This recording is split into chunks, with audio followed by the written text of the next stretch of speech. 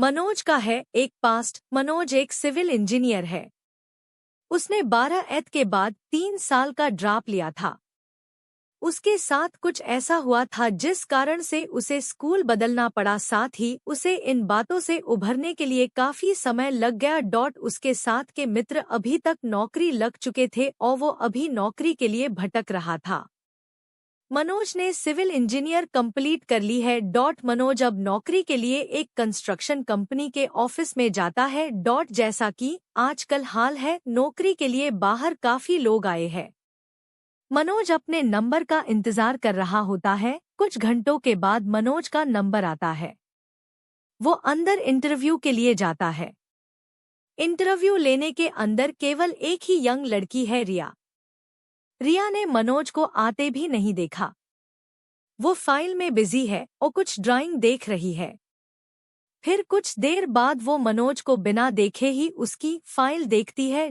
मनोज ने रिया को पहचान लिया। मनोज ने रिया को पहचान लिया। वो थोड़ा सा घबरा गया और उठकर जाना चाहता है, लेकिन फिर वो हिम्मत करके वहीं बैठा रहता है।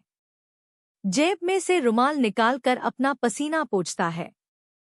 रिया को यह सब दिखाई देता है। वो मनोज को कहती है, घबराने की जरूरत नहीं है, आप रिलैक्स रहिए, आराम से, आप चाहे तो पानी पी सकते हैं।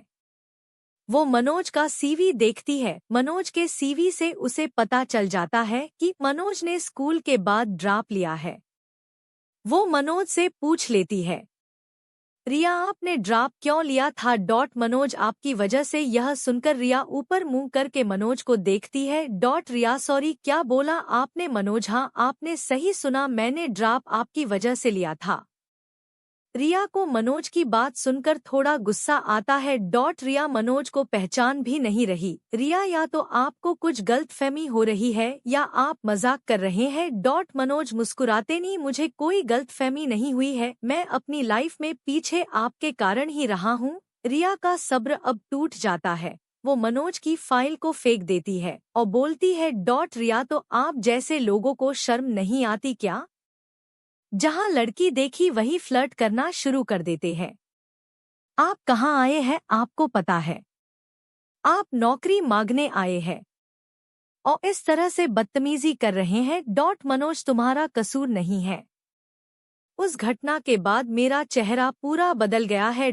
मैं खुद अपने आप को नहीं पहचान पाता, तो कोई मुझे क्या पहचानेगा? रिया एक बार फिर मनोज को गौर से देखती है और फिर कुछ समय सोचने के बाद, रिया, मुझे लगता है आपको कुछ गलतफहमी हुई है, आप प्लीज अभी जाइए, आपको यहाँ से कॉल आ जाएगा।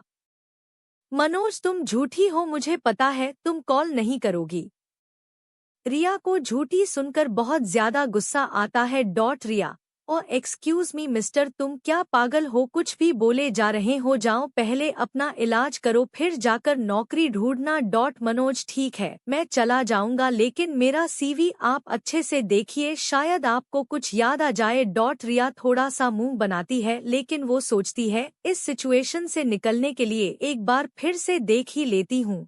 वो सीवी देखती है और उसे एक बात दिखाई देती है, उसके स्कूल का नाम जहां से उसने पढ़ाई की। रिया, तुम मेरे स्कूल में थे, और कुछ ही सेकंड में रिया के चेहरे का रंग उड़ जाता है। यह है मनोज और रिया की कहानी।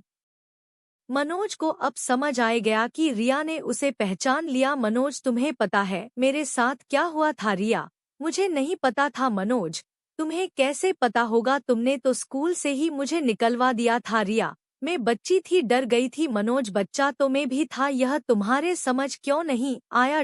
रिया के पास इन बातों का कोई जवाब नहीं था। मनोज, और बच्ची थी, तुमने झूठ बोला। क्लास के सबसे सीधे और चुप रहने वाले लड़के को अपने स्वार्थ के लिए फंसा दिया। रिया अब सिर झुकाकर सिर्फ उसकी बातें सुन रही है। मनोज, मुझे उस साल एग्जाम नहीं देने दिया गया, क्यों? क्योंकि तुमने मुझे फंसा दिया। रिया, सॉरी, मुझे नहीं पता था कि बात इतनी बढ़ जाएगी, मुझे लगा था वो सिर्फ वार्निंग देकर तुम्हें वापस क्लास में भेज देंगे, लेकिन तुम भी उनसे बहस कर रहे थे, सॉरी बोल देते, वो छोड़ देते। मनोज, गलती तुम्हारी थी, और सॉरी मैं क्यों बोलता, तुम भी उस समय बोल सकती थी कि तुम्हें वो लेटर मैंने नहीं, कबीर ने लिखा था।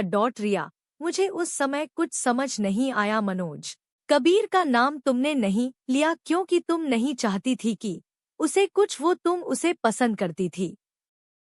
लेकिन मेरा सारी क्लास में तुमने मेरा नाम क्यों लिया?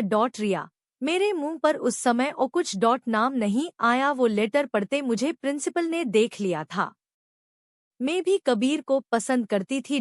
मुझे लगा वो मेरे पापा को बुलाएंगे, इसलिए मैंने तुम्हारा नाम लिया कि तुम मुझे परेशान कर रहे हो और बात खत्म हो जाए मनोज। लेकिन बात तुम्हारे लिए तो खत्म हो गई, मेरे लिए शुरू हो गई। और इसके बाद मेरे घर वाले क्या सोचेंगे यह तुमने नहीं सोचा। तुम तो निकल गई। मुझे स्कूल से निकलना पड़ा। रिया, मैं बुरी नहीं हूँ। उस समय में कुछ समझ नहीं पाई, आखिरी मैं नासमझ ही तो थी। मनोज, तुम अभी भी झूठ बोल रही हो रिया। मैंने उसके बाद कितने दिनों तक तुम्हें सॉरी बोला है? उसके बाद कबीर से भी मैंने बात नहीं की। मैं यही सोच रही थी कि तुम मुझे मिलो और मैं तुम्हें सॉरी बोल सकूं। मैं तुम्हारे लिए कुछ कर सकती हूँ। प्लीज चाहो तो यह नौकरी। मनोज, प्लीज आप रहने दो। जहाँ तुम नौकरी दे रही हो वहाँ कुछ ना कुछ झूठ तो होगा। रिया, ऐसा नहीं है, वो सिर्फ एक गलती थी। मनोज अपनी फाइल उठाकर दरवाजे के तरफ जाने लगता है, फिर एक बार पलटकर रिया को देखकर बोलता है, मनोज, हो सके तो अब अपनी गलती की सजा किसी दूसरे को मत देना। रिया मनोज की बात सुनकर अपनी चेयर पर आंख बंद करके बैठ जाती है।